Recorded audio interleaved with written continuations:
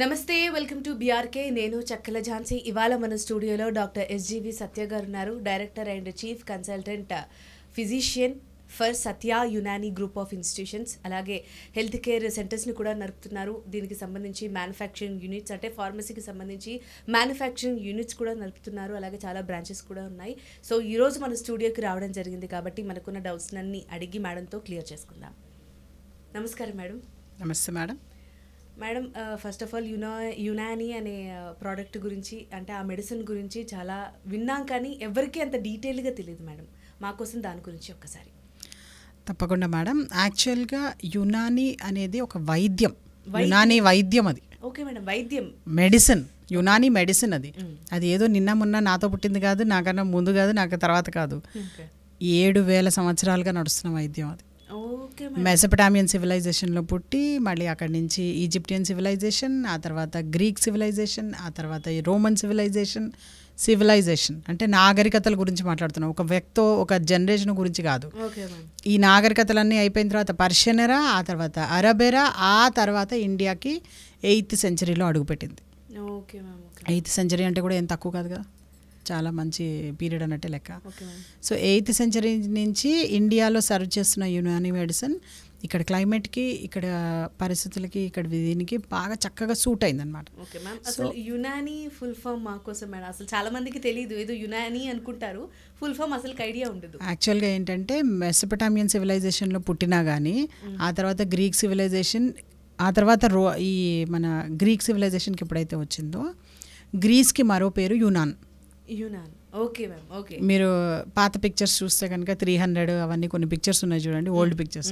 దానిలో చూస్తే కనుక మీరు యునాన్ అనే అంటుంటారు వాళ్ళు గ్రీస్ని. ఓకే మ్యామ్, చూసి ట్రై చేయండి. యునానియన్స్, యునాన్, యవనులు అని ఏదైతే పాటలు వచ్చాయి కదా పూర్వకాలంలో, అవన్నీ ఇక్కడి నుంచే వచ్చాయి. సో యునాన్ అని పిలిచేవాళ్ళు అనమాట గ్రీస్ని. సో గ్రీస్కి మరో పేరు యునాన్ కాబట్టి, అక్కడ ఫేమస్ అయింది కాబట్టి యునాని అన్న వర్డ్ వచ్చింది అనమాట. Okay ma'am. Father of Unani medicine ఎవరైతే ఉన్నారో ఆ గ్రీస్లోనే పుట్టారు ఆయన. హిపోక్రేట్స్ ది గ్రేట్ అంటారు చూసారా, అందరూ ఫాదర్ ఆఫ్ మెడిసిన్ అంటారు. ఆయన ఎవరో ఫాదర్ ఆఫ్ యునాని మెడిసిన్. ఎందుకంటే ఇంగ్లీష్ మెడిసిన్ వాళ్ళు ఏం చేశారంటే, యునాని మెడిసిన్లోంచి వాళ్ళు ఆలోపథీ అన్న ఒక ప్రిన్సిపల్ని, అంటే దాన్ని ఇలాజ్ బిజిద్ అంటారు మా దగ్గర. ఆ ఆలోపథీ అన్న ప్రిన్సిపల్, తర్వాత సర్జరీ, ఈ రెండు మా దగ్గర నుంచి తీసుకెళ్ళి వాళ్ళు మొత్తం అంతా కూడా డెవలప్ చేసుకున్నారు అనమాట వాళ్ళు. Okay ma'am. మ్యామ్, ఈ యునాని మెడిసిన్ ఒక వైద్యం అన్నారు, అసలు దేనికి ఇది చికిత్సగా వాడతారు మేడం? అన్ని డిసీజెస్కి వాడతారు మేడం. దీనిలో యునాని మెడిసిన్లో సర్జరీ కూడా ఉంది, ఎంఎస్ కూడా ఉంది మాకు. అసలు సర్జరీ అన్న సబ్జెక్ట్ వచ్చిందే యునాని మెడిసిన్ నుంచి. Okay ma'am. కాకపోతే ఏంటంటే తెలంగాణలో మనకి కాలేజెస్ సరిగా లేవు, తెలంగాణలో ఇంకా డెవలప్ కాలేదు. బట్ అదర్ మీరు స్టేట్స్లో చూస్తే కనుక more than 5 నుంచి more than 8 కాలేజెస్ ఉన్న స్టేట్స్ కూడా ఉన్నాయి. యాజ్ ఆఫ్ నౌ కూడా మొత్తం ఇండియాలో టోటల్ 58 మెడికల్ కాలేజెస్ ఉన్నాయి యునాని. ఎవ్రీ ఇయర్ చాలా మంది బయటకు వస్తుంటారు. అదో పెద్ద సముద్రం యునాని వైద్యం అన్నది. మెడిసిన్ అంటే మామూలుగా MBBS అని తెలుసు, అందులో ఈ మధ్య కాలంలో మళ్ళా ఏమంటారు, బొక్కలకు ఒక డాక్టర్ అని, పళ్ళకు ఒక డాక్టర్ అని, అంటే డెంటిస్ట్ అని, గైనకాలజిస్ట్ అని, సైకాలజిస్ట్ అని మెల్లమెల్లగా తెలుస్తూ ఉన్నాయి మేడం. దాని తర్వాత ఈ హోమియోపతి, ఆయుర్వేదిక్ తెలుస్తున్నాయి. ఇప్పుడు యునాని గురించి జనాలు మెల్లమెల్లగా తెలుసుకుంటున్నారు మేడం. కానీ యాక్చువల్గా ఏంటంటే ఒకప్పుడు ఎక్కువగా ఉండింది వరల్డ్ మొత్తం మీద యునాని వైద్యమే. యునాని మెడిసిన్లో యునాని డాక్టర్ ఎవరైతే ఉన్నారో ఒక పర్షియన్ డాక్టర్ హకీం బూ అలీ సీనా సాహబ్ అనే ఒక డాక్టర్ ఉండేవారు. ఆ యునాని డాక్టర్, పర్షియన్ డాక్టర్, ఆయన రాసిన బుక్ ఏదైతే ఉందో అల్ ఖానూన్ అంటారు దాన్ని, అల్ ఖానూన్ ఫిల్ తిబ్. ఆ బుక్ని దాదాపు ఒక 650 years వరకు దాన్ని ఆథెంటిక్ టెక్స్ట్ బుక్ లాగా ఇంగ్లీష్ మెడిసిన్ వాళ్ళు చదువుకొని వాళ్ళు డెవలప్ చేసుకున్నారు. వాళ్ళు చదువుకున్న ఫస్ట్ టెక్స్ట్ బుక్ యునాని మెడిసిన్దే. వాళ్ళు మా ఫాదర్ ఆఫ్ మెడిసిన్ అని ఏదైతే చెప్పుకుంటున్నారో ఆయన ఎవరో కాదు, మా father of Unani medicine. So medicine start అయిందే ఒక రకంగా చెప్పాలి అంటే యునాని వైద్యంతో అని చెప్పచ్చు. Okay ma'am. మరి యునాని మెడిసిన్ అనేది ఎప్పటి నుంచో స్టార్ట్ అయిందని చెప్తున్నారు. అండ్ అంటే ఇప్పుడున్న వాటిల్లోగానే టాబ్లెట్స్ రూపంలో అలా ఉంటుందా మేడం, లేకపోతే ఇది సపరేట్ కైండ్ ఆఫ్ ఏదైనా మనం వీక్లీ ఒకసారి వేసుకోవాలి అనే మాత్రలాగా ఉంటుందా? అంటే దాని మెడిసిన్ అసలు ఎట్లా వర్క్ చేస్తారు ఏంటి అనేది అసలు ఐడియా లేదు మేడం దానికోసం. యాక్చువల్గా ఏంటంటే యునాని వైద్యం అంటే ఓన్లీ ప్రకృతి సిద్ధమైన న్యాచురల్ ప్రొడక్ట్స్తో తయారు చేసే వైద్యం. Okay madam. దీంట్లో మందులన్నీ కూడాను ఏవైతే ఉన్నాయో మీరన్న ట్యాబ్లెట్ ఫామ్ కానీ, లేదంటే కనుక పౌడర్ ఫామ్లో కానీ, లేదంటే హల్వా అన్న వర్డ్ ఏదైతే ఉందో అది ప్రపంచానికి ఇచ్చింది యునాని వర్డ్స్. సో ఆ హల్వాల రూపంలో కానీ, ఓకే, తర్వాత మురబ్బాల రూపంలో కానీ, మీరు జామ్ అంటారు చూస్తారా, మురబ్బా, అల్లం మురబ్బా అని చాలా ఫేమస్. ఆ మురబ్బా అన్నది ప్రపంచానికి నేర్పించింది Unani medicine. Okay madam.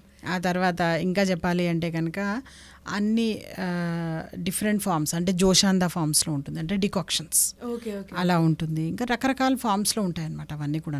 Both external కూడా ఉంటాయి, రెజిమినల్ థెరపీస్ అంటారు వాటిని, అండ్ ఇంటర్నల్ మెడిసిన్ కూడా ఉంటుంది. అలా రకరకాలుగా ఉంటాయి అన్నమాట అన్నీ కూడా. ఇక అది ఒక్కొక్క పేషెంట్ని బట్టి ఇది. అండ్ మీరు అనుకుంటున్నట్టుగా వారానికి ఒకసారి కాదు మేడం, మినిమం యునాని మెడిసిన్ అంటేనే అది కొన్ని నెలలు అలా నడుస్తూ ఉంటుంది medicine, 4 months minimum. Okay madam. అయితే మామూలుగా జ్వరము, జలుబు, దగ్గు అంటే టక్కన తగ్గుతుంది. అన్ని డిసీజెస్ ఒకలాగే ఉంటాయా అంటే ఒక రోజులో తగ్గేది ఉంటుంది, కొన్ని గంటల్లో తగ్గేది ఉంటుంది, కొన్ని సంవత్సరాలు పడుతుంది, కొన్ని లైఫ్ లాంగ్ కూడా ఉంటుంది, అంటే అలా కూడా ఉంటాయి. సో ఏ డిసీజ్ని బట్టి అది ఉంటాయి అన్నమాట. ఇంచుమించుగా అన్ని డిసీజెస్కి ఉంటాయి. ఇంకా చెప్పాలి అంటే కనుక ఇంగ్లీష్ మెడిసిన్ ఇది ఏంటో మాకు తెలియదు, అంబిగస్, దీని ఏదో ప్రశ్నార్థకం అనే డిసీజెస్ కూడా యునాని వైద్యంలో ఎన్నో చక్కని సొల్యూషన్స్ ఉన్నాయి. దానికి బెస్ట్ ఎగ్జాంపుల్ అంటే విటిలిగో, బొల్లి. బొల్లి వస్తే ఇంగ్లీష్ మెడిసిన్లో అసలు ట్రీట్మెంటే లేదు అంటారు. బట్ అదే యునాని వైద్యంలో కొన్ని వేల కేసులు నేనే చేశాను. నా చిన్న లైఫ్లో నేనే కొన్ని వేల కేసెస్ చేశాను. అంటే కనుక 7,000 సంవత్సరాల నుంచి ఎన్ని కోట్ల మందికి తగ్గించుంటారు.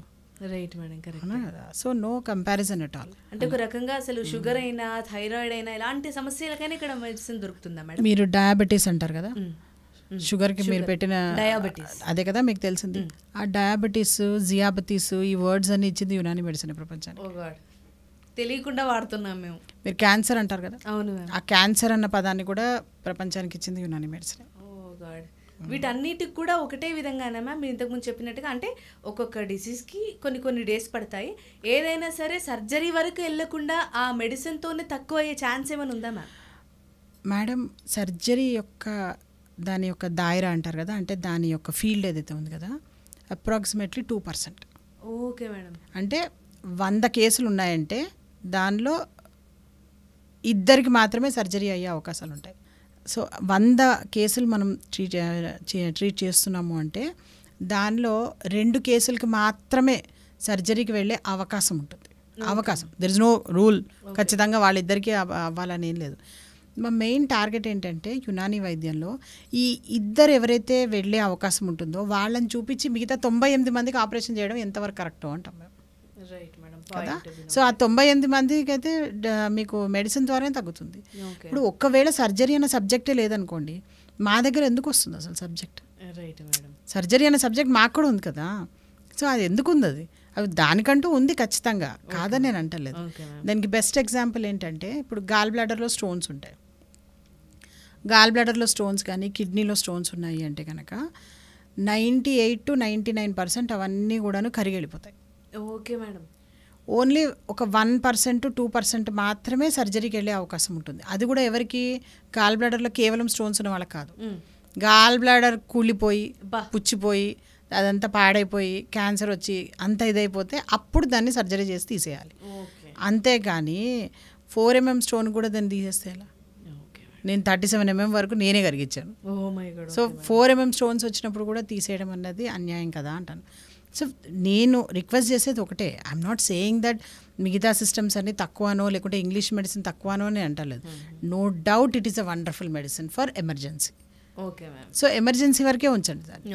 సో డైలీ రొటీన్లో దాన్ని మీరు పెప్పర్మెంట్లు మీరు తినడం ఏదైతే ఉందో అది తిన్నట్టుగా ఏదో తినడమో, లేదంటే మీరు మామూలుగా అన్నంలో పప్పు ముద్ద తిన్నట్టుగా ఓ గోళీ మింగుదా ఉన్నట్టుగా ఇంగ్లీష్ మెడిసిన్ కనుక వాడినట్టయితే కనుక చాలా సైడ్ ఎఫెక్ట్స్ వస్తాయి.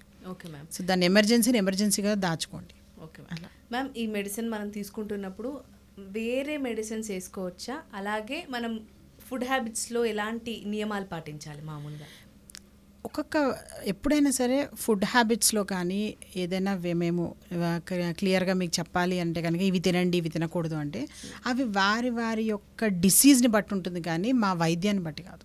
Okay madam. మా ట్యాబ్లెట్లు మా దగ్గర ఉండే ఏవైతే హల్వాలు కానీ ఇవేవి తినడానికి మీరు ఏది తిన్నా అది పనిచేస్తూనే ఉంటుంది. ఓకే.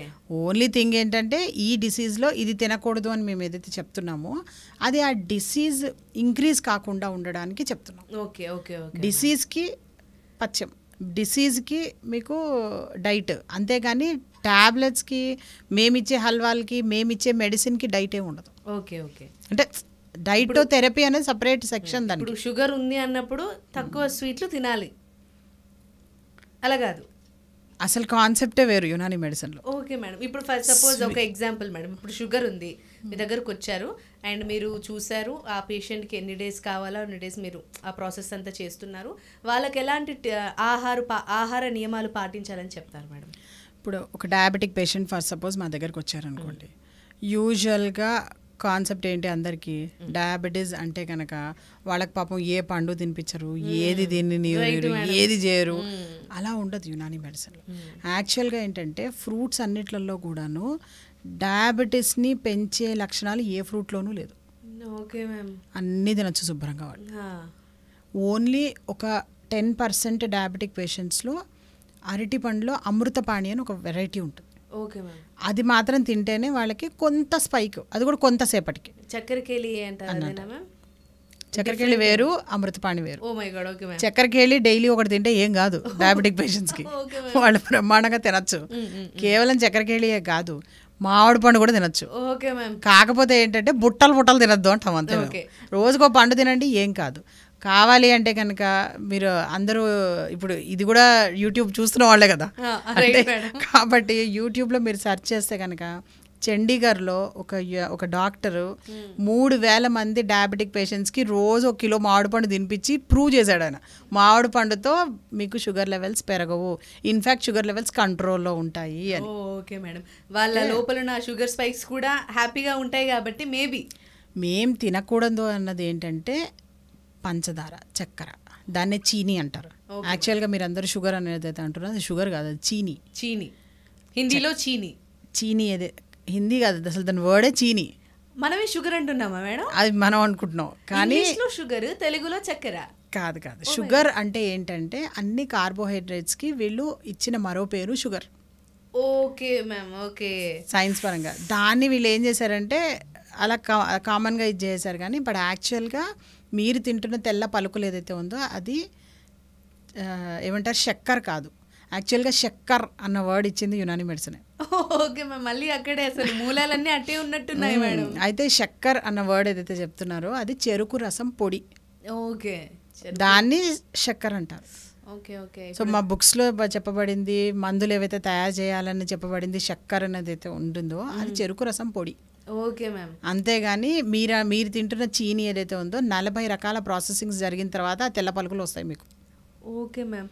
సో అది తీసుకుంటున్నారంటే కనుక రోజు ఓ చెంచా డిసీజ్ లోపల పంపిస్తున్నట్టే లెక్క. కానీ ఇప్పుడు అందరూ అదే తీసుకుంటున్నారు కదా, తెలియక. తెలిసిన వాళ్ళు ఎవరు తీసుకోరు. బెల్లం అంటే కూడా చూడండి ఏంటో బెల్లం పొడేట, బెల్లం పొడేలా అవుతుంది మేడం. అసలు మీరు కావాలంటే మీకు బహుశా చిన్న వయసు కాబట్టి మీకు తెలిసి ఉండకపోవచ్చు, మీ పేరెంట్స్ని అడగండి, వాళ్ళ చిన్నతనంలో బెల్లం అంటే కనుక బంక సాగేది, గిన్నెల్లో పెడితే కనుక గిన్నె మొత్తం బంక సాగేది, దానికి అటువైపు ఇటువైపు చీమలు బార్లు పట్టేవి. ఎక్కడ మేడం ఇప్పుడు ఎక్కడున్నా చెప్పండి, అసలు చీమల బార్లు లేవు, ఆ బంక లేదు దీనికి, అవునా కదా? ఇంకా చెప్పాలంటే పొడి కూడా వస్తుంది. యాక్చువల్గా ఎంత మీరు పొడి చేస్తున్నారంటే అంత సల్ఫర్ ఎక్కువ వేస్తున్నట్లు లెక్క, అంత కెమికల్ ఉన్నట్లు లెక్క అది. సో కెమికల్స్కి దూరంగా ఉండడానికి ప్రయత్నించండి. అది సాధ్యం కాదు, నేను ఒప్పుకుంటాను, ఎందుకంటే మొత్తం మొక్కలన్నీ కూడా మీకు పెస్టిసైడ్స్ వేసే పండిస్తున్నారు. సో ఇలాంటి పెస్టిసైడ్స్, ఇలాంటి వాతావరణంలో మన లివర్కి ఇంకా బర్డన్ ఎక్కువ పెరిగిపోయింది.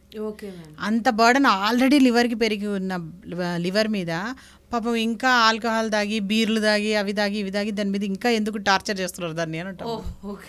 సో అలాంటి టార్చర్స్ ఏం చేయకుండా దాన్ని కొంచెం జాగ్రత్తగా చూసుకొని దానికి కావాల్సిన ఫుడ్ కొంచెం పెట్టారనుకోండి, కొంచెం అది కూడా స్ట్రాంగ్ అవుతుంది కదా. ఇంకా మళ్ళీ నెక్స్ట్ మీరు తినే చెత్తకి మళ్ళీ ప్రిపేర్ అయ్యి ఉంటుంది అది క్లీన్ చేయడానికి. అవునా? కరెక్టే మేడం, మీరు అన్నట్టుగా అసలు ఒక్కొక్కటి మనం మీరు చెప్తా ఉంటే వాడుతున్నవన్నీ మొత్తము అసలు ప్రాపర్గా లేవు, హెల్తీగా లేవని అనిపిస్తుంది మేడం నాకు ఇప్పుడు వింటా ఉంటే. లేదు, ఖచ్చితంగా లేదు. యాక్చువల్గా ఏంటంటే వీళ్ళు బ్రిటిషర్స్ మన ఇండియాని ఎప్పుడైతే వాళ్ళ మెయిన్ ఉద్దేశమే కొల్లగొట్టడం కదా. సో మొత్తం కొల్లగొట్టేసిన వాళ్ళు మన దగ్గర వ్యాపారం చేస్తే బాగానే ఉండు, వ్యాపారం కాదు వాళ్ళు చేసింది, దౌర్జన్యం. సో ఈ దౌర్జన్యం చేసే ఈ ప్రక్రియలో ఏమైపోయిందంటే మనం వాళ్ళు ఇక్కడ ఎంటర్ అయ్యే టైంకి ఏమైందంటే మన దగ్గర మొత్తం వెన్న నెయ్యి తప్పించి వేరే లేదు. అసలు మిఠాయి అంటే నేతి మిఠాయి, కానీ మనకు నూనె మిఠాయి అంటే ఏంటో తెలియదు అసలు అంతకుముందు. అయితే వీళ్ళు బ్రిటిషర్స్ వచ్చి వీళ్ళు ఏం చేశారంటే వీళ్ళు ఇప్పుడు బ్రిటిషర్స్ ఎట్లుంటారో చూస్తారు కదా మీరు, వాళ్ళేమో చిటికెన్ వేలులాగా ఉంటారు, మనమేమో బొటన్ వేలులాగా ఉంటాం. మరి ఈ చిటికెన్ వేలు ఈ బొటన్ వేలు మీద ఆధిపత్యం చేయాలంటే సాధ్యమా? కాదు. సో దీన్ని చిటికెన్ వేలులాగా మార్చాలి. సో అన్నిటికన్నా ఫస్ట్ ఇంపార్టెంట్ ఏంటి, మన మెయిన్ ఆహారంలో మనకి ఉండే పెద్ద స్ట్రెంగ్త్ ఏంటి, నెయ్యి వెన్న. అవి రెండు కట్ చేయాలి. సో వాటి రెండింటిని కట్ చేసి ఏం చేశారంటే డాల్డా పెట్టి తీసుకొచ్చారు అన్నమాట వాళ్ళు. ఎన్నో ఏళ్ళు మన ఇండియా డాల్డా తిని మన ఆరోగ్యాలు పాడు చేసుకుని కొంచెం వేసి డాల్డా ఎక్కువ వేసి చేస్తూ ఉంటారు ఏదో స్మెల్ రావాలని చెప్పేసి. అసలు డాల్డా అన్నది వాడకూడదు. మనల్ని బ్రేక్ చేయడానికి ఇవన్నీ తీసుకొచ్చారు, టీలు కాఫీలు డాల్డాలు ఇవన్నీ కూడాను. యాక్చువల్గా అంతకుముందు అసలు టీ కాఫీ కూడా ఏంటో తెలియదు మనకి. కషాయాలు తాగేవాళ్ళం ఆ రోజుల్లో. అసలు పాలు శుభ్రంగా ఆవు పాలను కూడా మాన్పించి మనతో బర్రెపాలు తాగిస్తున్నారు. అది కూడా డేంజరే. దానివల్లే బర్రెపాలు తాగారంటే చాలు, be prepared for all diseases.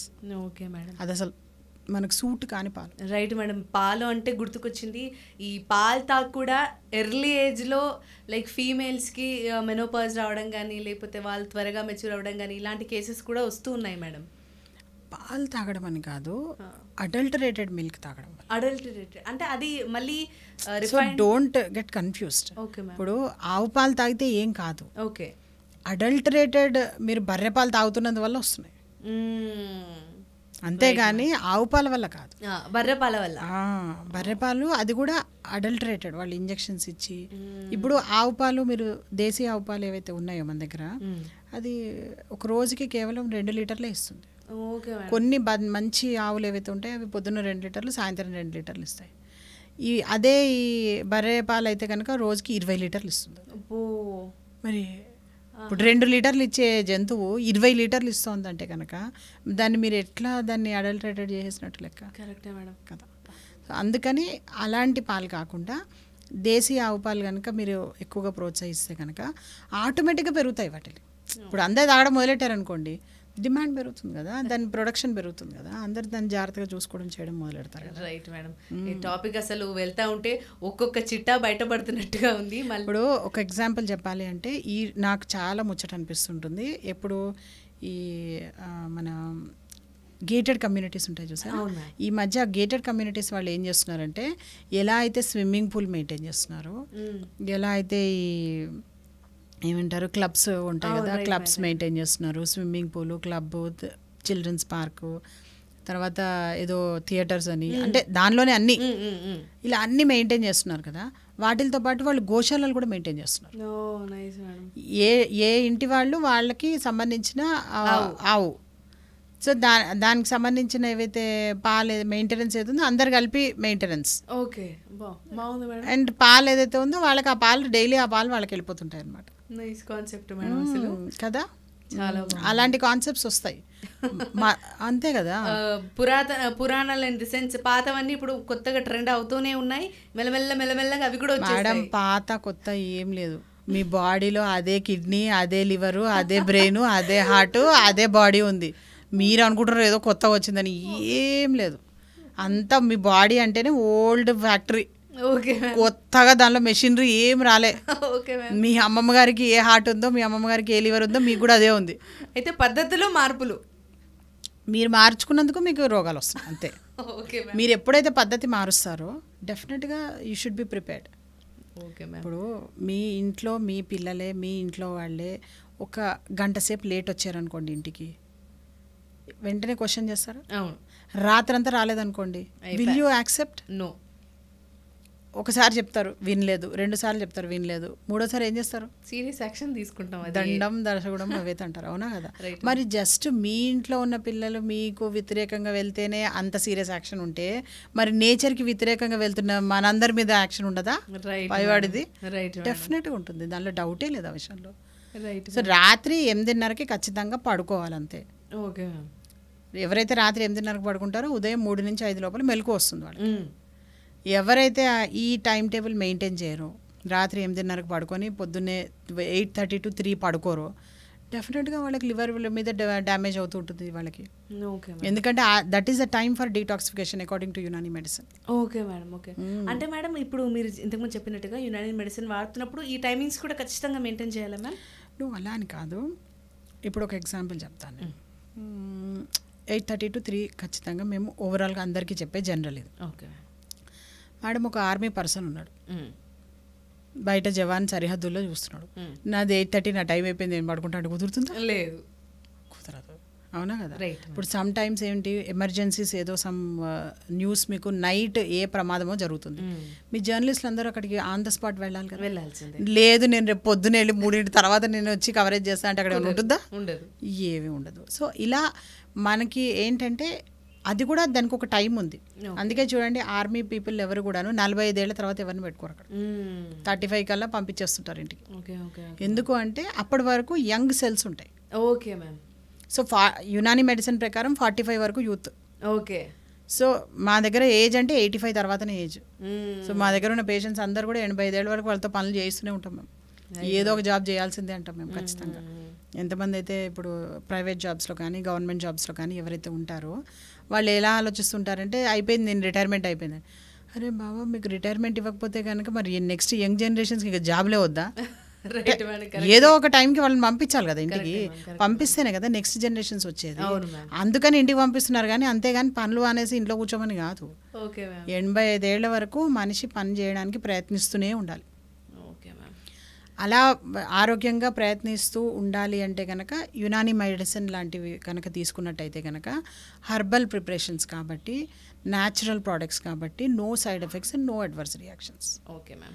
So న్యాచురల్గా లాంగ్ లైఫ్ ఉంటుంది. Okay ma'am. ఈ యునాని మెడిసిన్కి సంబంధించి దీనికి సంబంధించి లాస్ట్ క్వశ్చన్ మ్యామ్, ఇది ఏజ్ వాళ్ళైనా వాడొచ్చా మ్యామ్? పిల్లలతో నుంచి పెద్దల వరకు అందరికీ ఉంటుంది అది, వీళ్ళకి వాళ్ళకి అయినా తేడా ఏం లేదు. 6 months లోపలైతే కనుక వాళ్ళకి ఎక్స్టర్నల్ థెరపీస్ ఉంటాయి, దాన్ని రెజిమినల్ థెరపీస్ అంటారు. ఓకే. 6 months దాటిన తర్వాత ఏమవుతుందంటే వాళ్ళకి మదర్ మిల్క్తో పాటు ఫుడ్ స్టార్ట్ చేస్తారు కాబట్టి ఇంటర్నల్ మెడికేషన్ కూడా స్టార్ట్ చేయొచ్చు 6 months తర్వాత. అంటే మామూలు అడల్ట్ డోస్ ఏమి ఉండదు, అడల్ట్ వాళ్ళకి వేరే ఉంటుంది, వీళ్ళకి వేరే ఉంటుంది. అక్కడి నుంచి మొదలుకొని స్పృహ తప్పిపోయి పడిపోయిన వాళ్ళకు కూడా 85 ఏళ్ళ తర్వాత యూజువల్గా ఏంటంటే ఇప్పుడు మనదే ప్రాక్టీస్ ఏదైతే ఉందో సత్య యునాని హెల్త్ కేర్ అనేది 2004లో స్టార్ట్ చేసాం మేము. ఓకే. సో 2004 నుంచి నడుస్తూనే ఉంది అది. ఓకే. సో ఈ ఫస్ట్ స్టార్టింగ్లో ఎవరైతే పేషెంట్స్ మా దగ్గరకు వచ్చారో వాళ్ళందరూ ఇప్పుడు 85 పైన 90 ఏళ్ళ పైన ఉన్నారు వాళ్ళు. ఓకే. వాళ్ళని ఇప్పుడు 85 తర్వాత మీరు ఎమర్జెన్సీ ఇప్పుడు సైడ్ ఎఫెక్ట్స్ వస్తే ఎంత, రాకపోతే ఎంత 85 ఏళ్ళ తర్వాత, అందుకని వెళ్ళి మీరు ఇంగ్లీష్ మెడిసిన్ తీసుకోండి అని చెప్తూనే ఉంటాం వాళ్ళకి మేము. కానీ ఎవ్వరు కూడా యాక్సెప్ట్ చేయరు. మేడం 20 ఏళ్ళ నుంచి నేను యునాని మెడిసిన్ వాడుతున్నాను, నేను ఆఖరి క్షణం వరకు కూడా నేను యునాని మెడిసిన్ వాడుతాను, I should die in my house not in ICU అంటుంటారు. సో దానివల్ల సైడ్ ఎఫెక్ట్ వాళ్ళకి మేము ఏం చేస్తుంటామంటే జోషాంతాలు ఏవైతే డికాక్షన్స్ ఉన్నాయో కొంతమంది స్పృహలో లేని వాళ్ళకి కూడా మేము త్రూ నేజల్ పైప్ ద్వారా డికాక్షన్సే పోస్తుంటాం. ఓకే. ఓకే. ఫుడ్ ఏదైతే ఇస్తుంటామో అది, దాని ద్వారానే మెడిసిన్ ఇస్తుంటాం. ఓకే. అన్ని రకరకాలు అన్ని ఇవి ఏవైతే ఉన్నాయో అన్ని ప్రక్రియలు. Okay ma'am. మ్యామ్ బయట మామూలుగా ప్రైవేట్గా ఉండే ఛార్జెస్ కానీ అమౌంట్ దానికి సంబంధించి అలాగే దీనికి కూడా అంతే అమౌంట్ అలా కాస్ట్ అలా ఉంటుందా మ్యామ్? లేదు మేడం, అది డిఫరెంట్గా ఉంటుంది, ఒక్కొక్కరికి ఒక్కొక్కలా ఉంటుంది. కానీ అఫోర్డబుల్లా మేడం? ఒక మిడిల్ క్లాస్ వ్యక్తి రావచ్చు అంటారా వాళ్ళకి? మిడిల్ క్లాస్ వ్యక్తి రావచ్చు, కానీ దౌర్భాగ్యం ఏంటంటే పూర్ పర్సన్స్ మెయింటైన్ చేయడం కొంచెం కష్టం యునాని వైద్యం. ఎందుకు అంటే అడవులు ఎక్కడ ఉన్నాయి మేడం, అడవులే తగ్గిపోయినప్పుడు మూలికలు తగ్గిపోతాయి కదా. ఓకే. పైగా యునాని మెడిసిన్ అంటే త్రూ అవుట్ మొత్తం ప్రపంచంలో దొరికే మూలికలతో తయారు చేసేది యునాని వైద్యం. కేవలం సింధు నాగరికత అంటే ఇండియాలో దొరికే మూలికలతో తయారు చేసేది ఆయుర్వేదం, తమిళనాడు అడవుల్లో దొరికే మూలికలతో తయారు చేసేది సిద్ధ వైద్యం. సో మాది మొత్తం వరల్డ్ అంతా అనేప్పటికీ ఇప్పుడు కొత్తగా జిఎస్టీలు ఇవన్నీ వచ్చాయి కదా, దాంతో బయట నుంచి వచ్చేసరికి ఇంకా ఎక్కువ పెరిగిపోయింది కదా. ఓకే. ఓకే. ఓకే. అలా కొంత ఇదైంది. అండ్ ఇంకోటి ఏంటంటే మేము చెప్పిన విధంగా మీరు కనుక పాటిస్తే కనుక అసలు మందుకు అవసరం ఎందుకు వస్తుంది? Okay madam. అక్కడి వరకు మేము తీసుకురాం కదా అసలు. ఇంకోటి ఏంటంటే ఇప్పుడు ఫర్ సపోజ్ ఎగ్జాంపుల్ చెప్తున్నాను, ఇప్పుడు హార్ట్ బ్లాక్స్ ఉన్న వాళ్ళు ఉంటారు. హార్ట్ బ్లాక్స్ ఉన్న వాళ్ళకి మీరు ఆపరేట్ చేసి అన్నీ చేసినా కానీ there is no guarantee, blocks అలాగే ఉంటాయి. ఎందుకంటే మళ్ళీ వాళ్ళ తర్వాత రెగ్యులర్ రొటీన్ వల్ల కూడా ప్రభావం పడతా. మెయిన్ దానిలో స్టంట్ వేస్తారు, మిగతా హార్ట్ అంతా బ్లాక్స్ అలాగే ఉంటాయి. ఓకే ఓకే ఓకే ఓకే, ఆ విధంగానా? మీరు స్టంట్ వేసారు కానీ ఓన్లీ ఒక బ్లాక్లో వేస్తారు, దాన్ని పగలగొడతారు, దానికి ఒక స్టంట్ వేస్తారు. ఈ స్టంట్ వేసినందువల్ల కూడా మళ్ళీ నష్టాలు ఉంటాయి. Okay ma'am. అసలు స్టంట్కి తర్వాత ఈ హార్ట్లో స్టంట్కి తర్వాత బైపాస్ సర్జరీ ఏదైతే ఉందో ఈ రెండింటికి అసలు వరల్డ్ హెల్త్ ఆర్గనైజేషన్ ఆథెంటిఫికేషన్ లేదు వాటికి. ఓకే. బట్ నడిచిపోతుంది అంతే. వీటికి కూడా యునానీలో మెడిసిన్ ఉందా మ్యామ్? అసలు ఉన్నదే వాటికి, ఓ గాడ్, వచ్చిందే యునానీ మెడిసిన్ నుంచి అసలు. సో హార్ట్ బ్లాక్స్ అవన్నీ ఏం మేడం 7,000 సంవత్సరాలుగా హార్ట్ లేదా? ఉంది మ్యామ్. మరి అప్పటి నుంచి కూడా రోగాలు ఉన్నాయి కదా, హార్ట్ బ్లాక్స్ అప్పుడు కూడా ఉన్నాయి కదా. మరి అప్పుడు వీళ్ళందరూ లేరు కదా, అప్పుడు స్టంట్లు లేవు కదా. మరి అప్పుడు యునానీ మెడిసిన్ తోనే మరి అందరూ 100 ఏళ్ల పైనే బతికారు కానీ లోపలైతే ఎవరు కాదు కదా. మరి వాళ్ళందరూ ఎలా బతికారు? మరి ఇప్పటికి కూడా మేము సత్య యునానీ హెల్త్ కేర్ మాదే అఫీషియల్ యూట్యూబ్ ఛానల్ ఉంది, దాంట్లో మేము బిఫోర్ అండ్ ఆఫ్టర్ అన్నీ పెడుతుంటాం మేము. Okay ma'am. బిఫోర్ ఎలా ఉండింది 2D ఈకో, ఆఫ్టర్ ఎలా ఉంది 2D ఈకో, మెడిసిన్స్ వాడిన తర్వాత. కాకపోతే ఏంటంటే ఎమర్జెన్సీ ఏదైతే 1% 2% ఛాన్సెస్ ఉంటాయి చూసారా, వాళ్ళకి మాత్రము it's better to go for that. Okay madam. అంటే లాస్ట్ మూమెంట్లో వచ్చిన వాళ్ళు మేము ఏం చేస్తాం మేడం? కరెక్టే మేడం, కరెక్ట్. ఇప్పుడు ముందే వస్తే కనుక మేము వాళ్ళకి హెల్ప్ చేయగలుగుతాం. Okay ma'am. అందుకే యూజువల్గా ఏం చేస్తుంటామంటే మేము ఏ డయాబెటీస్ కానీ హైపర్ టెన్షన్ కానీ ఇవేవి లేవంటే కనుక 5 ఏళ్ళకు ఒకసారి ఖచ్చితంగా మా దగ్గరకు వచ్చి చూపించుకోండి అంటుంటాం మేము. 60 years లోపల, 60 ఏళ్ళు దాటిన తర్వాత ఇయర్లీ వన్స్. సో ఇలా వచ్చి మమ్మల్ని కలిసి వాళ్ళు ఎప్పుడైతే ఇన్వెస్టిగేషన్స్ చేయించుకుంటారో, యాక్చువల్గా first blood test first urine test చేసింది యునానీ మెడిసిన్లోనే. సో ఇలా మా దగ్గరకు వచ్చి ఎవరైతే ఇన్వెస్టిగేషన్స్ చేయించుకుంటారో వాళ్ళకి 5 ఏళ్ల లోపల ఏమొస్తాయి అన్నది డిసీజెస్ కొంత మాకు అవగాహన ఉంటుంది. పల్స్ స్టడీలో కూడా కొంత మేము నబ్స్ అంటాం దాన్ని, ఆ నబ్స్ చదవడంలో కూడా కొంత అవగాహన ఉంటుంది. సో ఇవన్నీ తెలుసుకుని మేము ఏం చేస్తుంటాము, వాళ్ళకి రాకుండా ముందే మెడిసిన్స్ ఇస్తుంటాం. దాన్ని అంటే ఇప్పుడు ఎలా అంటే ఇప్పుడు ఫర్ సపోజ్ ఎగ్జాంపుల్ చెప్తున్నాను, grade 1 left ventricular diastolic dysfunction అని ఒక కండిషన్ ఉంటుంది హార్ట్లో. అది గ్రేడ్ 1 ఉంటే కనుక అసలు ఇంగ్లీష్ మెడిసిన్ వాళ్ళు దాన్ని ఈజీగా తీసుకుంటారు. Okay ma'am. అది గ్రేడ్ 1 నుంచి గ్రేడ్ 2కి రావాలి, గ్రేడ్ 3కి రావాలి, మనిషికి స్పృహ తప్పి కింద పడాలి, ఐసీయూలో అడ్మిట్ అవ్వాలి, అప్పుడు కానీ స్టంట్ ఏమో అప్పటి వరకు మా దగ్గర ట్రీట్మెంట్ లేదు అంటారు వాళ్ళు. ఓకే. వాడు అదే యునానీ మెడిసిన్లో ఏంటంటే దాన్ని రివర్సల్ చేసే మందులు బోచ్చడం ఉన్నాయి మన దగ్గర. ఇంకా చెప్పాలంటే second century book, second century. ఇప్పుడు ఇది ఎన్నో సెంచరీ ఐడియా ఉందిగా? 2025. సో సెకండ్ సెంచరీ ఏదైతే ఉందో ఆ సెకండ్ సెంచరీలో ఉన్న ఏదైతే బుక్ ఏదైతే చెప్పానో నేను, అల్ ఖానూన్ అని ఒక బుక్ ఉందని చెప్పాను కదా, 650 సంవత్సరాలు వాళ్ళు టెక్స్ట్ బుక్ లాగా చదివారు అన్నది. ఆ బుక్లో these are the cardiac medicines అని చెప్పి 1 2 3 4 అని ఒక 60 మెడిసిన్స్ రాసున్నాయి దానిలో. Okay ma'am. గుండెకి సంబంధించిన ఇవన్నీ మెడిసిన్స్ అని.